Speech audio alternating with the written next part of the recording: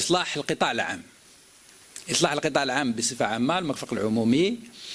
وهنا ربما للتذكير بعض النقاط.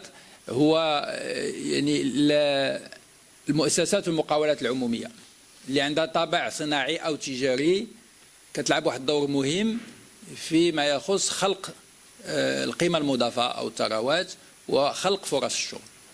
وبالتالي خص يعني هذا الإصلاح الهدف منه هو باش هاد المؤسسات والمقاولات العمومية تلعب واحد الدور أكبر فيما يخص إنعاش الاقتصاد الوطني وفي كيف قلنا خلق فرص الشغل.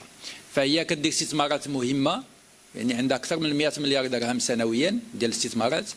ثانيا كتساهم بأكثر من 7% مباشرة في القيمة المضافة، يعني عندهم أكثر من 80 مليار درهم سنويا مباشرة، وعندهم بصفة غير مباشرة لأن تيخدموا واحد العدد ديال العدد تقريبا نفس المبلغ.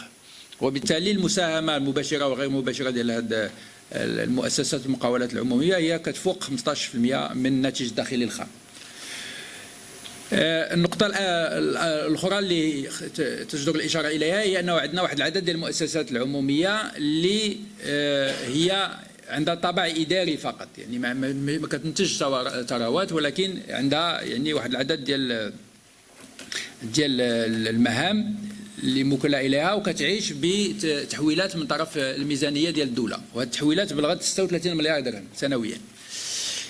وبالتالي خصنا نكبوا على هذا الموضوع باش نشوفوا كيفاش يكون التدبير الامثل لهذه المؤسسات.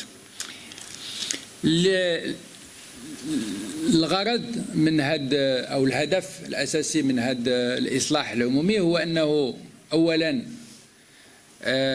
عبر خلق هذه الوكاله الوطنيه لتدبير مساهمات استراتيجيه للدوله غادي يتم خلق اقطاب يعني اوموجين، يعني اللي مكلفه ببعض القطاعات. يعني قطب بحال غادي يكون مكلف بقطاع ديال الطاقه، قطب ديال كل ما يتعلق بالنقل، قطب يتعلق بما يتعلق بالمعادن الى اخره. شنو هو الهدف من هاد الاقطاب اللي غادي يكونوا يعني تحت اشراف هذه الوكاله الوطنيه؟ هاد الاقطاب غادي يكون عندهم واحد النوع من الصلابه ديال الحسابات ديالهم وديال الاموال الذاتيه ديالهم، وبالتالي غادي يمكن لهم يمشيو للتمويلات باش الاستثمارات ديالهم يمشيو بواحد شروط تفضيليه. الى خدينا واحد العدد ديال المؤسسات العموميه او مقاولات عموميه كاين اللي كتعمل في نفس المجال ولكن مشتته على واحد العدد ديال الشركات. الهدف ماشي هو ندمجوا داك الشركات، ولكن على الاقل نديروا لهم بحال شركات قابضه او تجمع بواحد الطريقه باش يمكننا نقدموا الحسابات ديالهم مجمعه، وبالتالي غادي يمكن لهم يحصلوا على التمويلات اللي محتاجينها كيف قلنا بشروط تفضيليه وفي واحد المستوى تيمكنهم الاستثمارات بوتيره اقوى.